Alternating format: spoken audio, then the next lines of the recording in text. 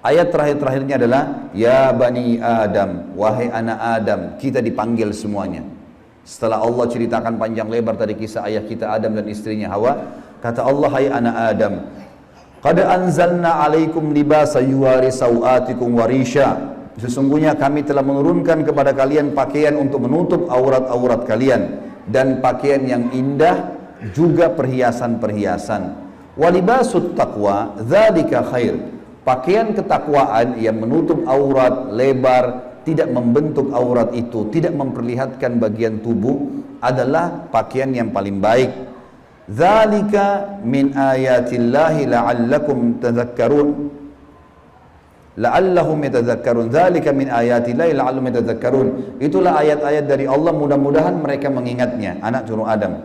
Wa ya bani Adam, wahai anak-anak Adam, ya bani Adam, la yaftinannakumus syaitan. Ini peringatan Allah kepada kita semua. Jangan sampai syaitan menipu kalian lagi.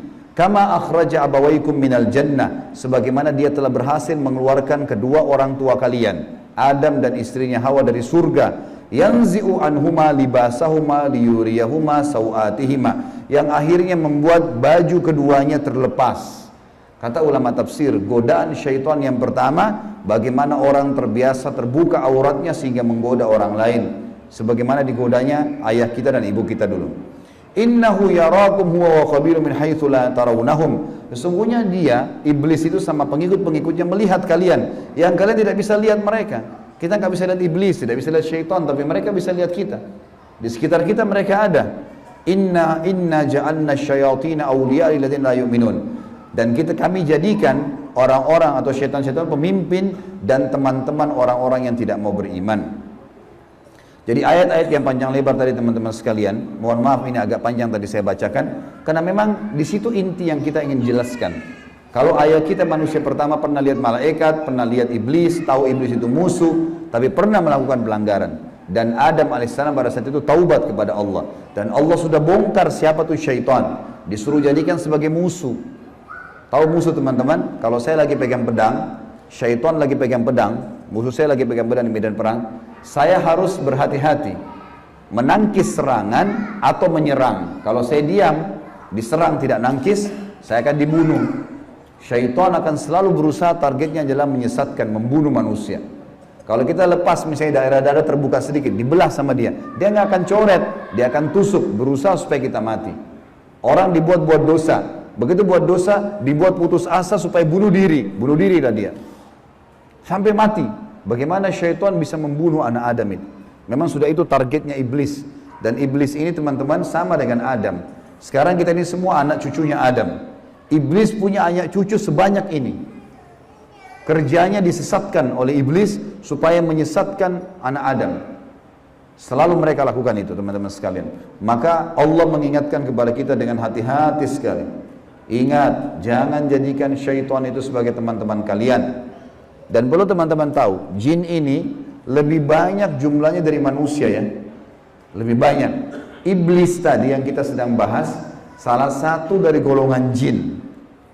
Jadi ada jin-jin yang lain. Allah ceritakan dalam surah jin, khusus.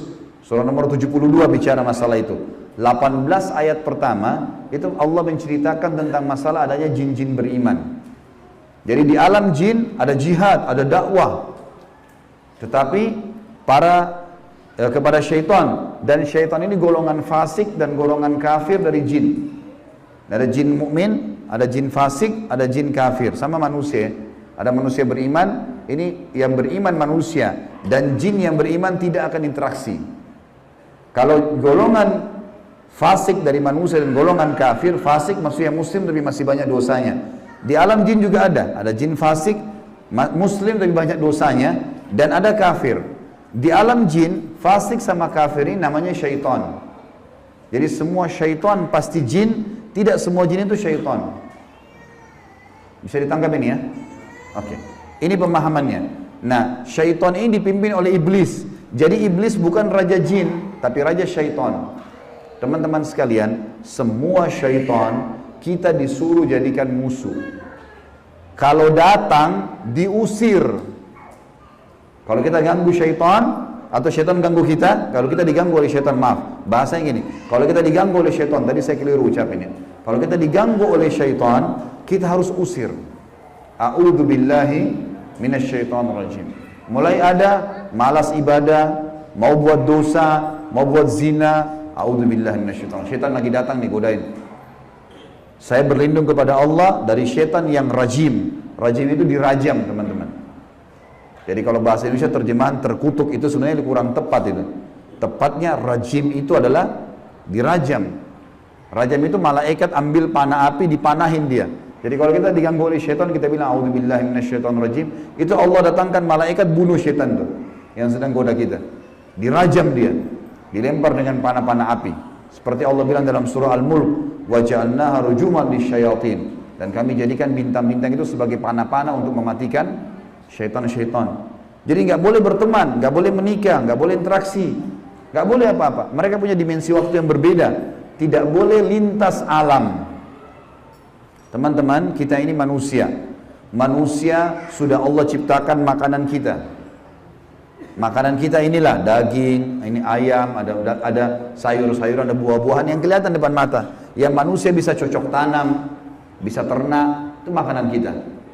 Inilah kita, inilah baju kita, inilah penglihatan kita yang kita bisa lihat, inilah bangunan rumah kita dan masjid kita. Ini alam kita, teman-teman. Untuk membuat manusia lain suka dengan kita, simpatik, ada cara manusiawi.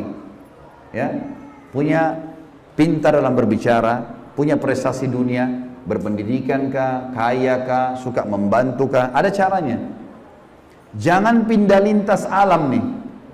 Orang-orang yang jadi dukun, jadi peramal, jadi penyamun, ini lintas alam. Dia pergi ke jin-jin itu, minta tolong. Dan ini tidak boleh. Pindah ke alam mereka tidak boleh. Dilarang sama Allah. Kalau kita pindah ke alam mereka, kita akan ditipu nanti. Kalau jin beriman, tidak akan kerjasama sama manusia. Tapi syaitan ini kerjasama sama manusia. Ingat, kita pemimpin. Garis bawahi kalimat ini. Jadi, orang-orang yang jadi dukun itu kalau mereka pergi ke bersemedi di gua, di pinggir pantai, manggil-manggil wahai dewa, wahai penjaga ini, apalah di Indonesia, ini Roro Kidur lah atau apa semua dipanggil Gondoruo, Tuyul. Ini semua teman-teman bahasa yang diucapkan oleh manusia karena tidak faham kedudukan dia. Dia kalau lagi bersemedi di situ, syaitan yang lewat di sekitar tempat itu muter-muter lihat, ini manusia, ini pemimpin saya ini. Nggak bisa, dia mengalahkan manusia nggak bisa. Syaitan nggak bisa kalahin kita. Syaitan hanya bisa bisik saja, buat, jangan, gini, cuma begitu. Nggak lebih daripada itu. Bapak Ibu sekarang waktu mau kesini tadi ke masjid, mungkin ada syaitan bisikin, jauh, keburu nggak ya, dapat tempat atau apalah. Tapi Bapak Ibu tetap jalan. Syaitannya mau buat apa? Nggak bisa buat apa-apa, cuma bisa bisik. Jangan, gini, gitu, segala macam. Cuma itu. Manusia kalau bantah, nggak bisa buat apa-apa dia. Nggak bisa syaitan menjelma cekik kita, enggak, kamu harus berzina. Enggak. Syaitan cuma bisik, itu zina, itu perempuan, itu begini. Tapi kalau saya bilang enggak, saya nggak mau. Terus syaitannya buat apa? Nggak bisa buat apa-apa, lemah sekali. Allah bilang inna kaida syaitani kana dhaifa. Syaitan itu lemah sekali. Kalau ada manusia yang tidak faham tentang kedudukan mereka sebagai khalifah, ditipulah oleh syaitan itu. Sama tadi orang bersemedi itu. Sebenarnya teman-teman sekalian, di muka bumi ini yang mengatur kadar udara, oksigen yang kita hirup, populasi manusia, populasi hewan-hewan, kadar panas udara, api, air, segala macam, ini ada malaikat-malaikat. Teman-teman kalau mau baca surah Al-Ma'arij dan surah Al-Buruj, surah nomor 77 dan surah nomor 79, di situ disebutkan panjang lebar tentang tugas-tugas malaikat. Jadi yang urus lautan, urus gunung, urus tumbuh-tumbuhan, semua ini malaikat, makhluknya Allah. Rukun iman kita yang kedua, kita harus yakin mereka ada. Nah, kalau ada manusia datang ke gua-gua ini, minta-minta, panggil syaitan, panggil dewa, panggil penjaga gua atau apa saja, syaitan di sekitar situ tadinya takut sama manusia ini. Makanya orang kalau bersemedi nggak pernah kurang dari 3 hari, 1 minggu, ada yang 1 bulan, ada yang bertahun-tahun bersemedi.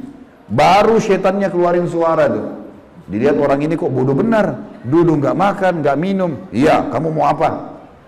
Saya mau ilmu kebal. Lihat, perhatikan syaitan tipu dia. Disuruh makan kotorannya sendiri, disuruh minum darah, disuruh ini, lintas alam lain nih.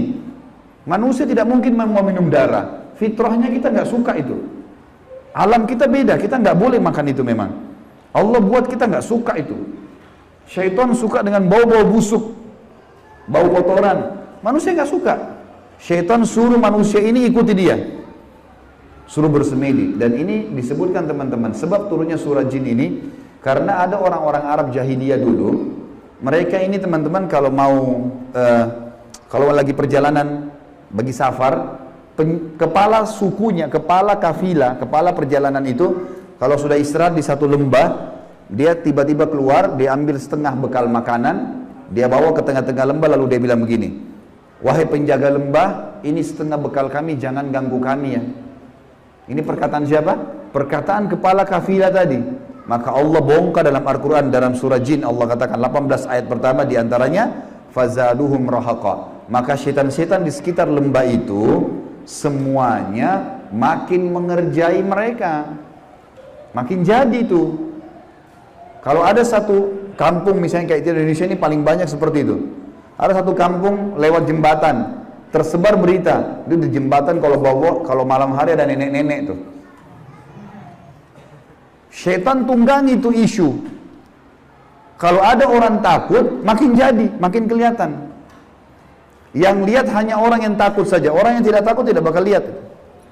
Tidak bakal kelihatan. Tentu teman-teman sekalian, kita ini sampai azan Isya, sholat Isya dulu baru kemudian kita lanjutkan materinya. Teman-teman sekalian, kalau ada satu rumah, orang bunuh diri di situ. Orang bunuh diri. Kalau kita lewat, pagarnya rumah orang itu 10 meter. Kita lewat 1 meter pertama, 2 meter pertama, semua syaitan di sekitar rumah itu bisikin kita. Itu yang bunuh diri perempuan, rambutnya panjang, matanya belalak, keluar darah dari hidungnya.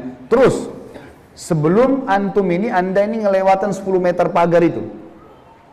Dia takut-takutin. Kalau kita takut di 5 meter misalnya, balik ke sana kita lihat benar tuh. Perempuan yang gantung diri itu kita lihat, padahal sebenarnya tidak ada. Itu permainan syaitan di sekitar rumah itu. Ini saya bongkar kedoknya biar bapak ibu tahu.